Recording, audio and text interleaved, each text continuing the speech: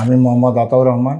হজের পারপাসে যখন আমিন ট্রাভেলসে আসলাম এবং আমিন ট্রাভেলসে যখন মানুষের কাছে সবার কাছে শুনছি যে আমিন ট্রাভেলস নাকি হজের পারপাসে খুব ভালো সার্ভিস দেয়, সেই কারণে আমিও সশরীরে আসলাম আমিন ট্রাভেলসে এবং ওদের মালিক পক্ষের লোকের সাথে কথা বললে যখন আমার কাছে খুব ভালো লাগলো, তখন আমি ওনাদের সাথে টাকা পয়সা দিয়ে নিবন্ধন শুরু করলাম।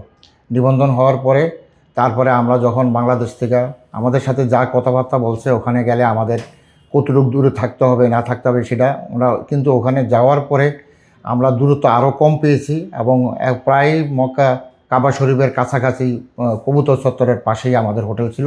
আমরা প্রতি বেলায় নামাজ কাবা শরীফে গিয়ে পড়তে পারছি। হজরতে আসওয়াদ এহরামের কাপড় পরে প্রায় দিনে আমরা ধৈর্য আল্লাহর কাছে দোয়া কালাম করতে পারছি এবং আমাদের খুব ভালো লাগছে। এবং ওনারা হোটেলটা আমাদের কাছে রাখাতে আমরা প্রতিদিন প্রায় দিনই আমরা তাহিজ্জুদ নামাজ ওখান থেকে পড়তাম, ফজর নামাজ পড়তাম, সকালবেলা কাবা শরীফ জিয়ারত কইরাই তারপর আমরা বাসায় চলে আসতাম।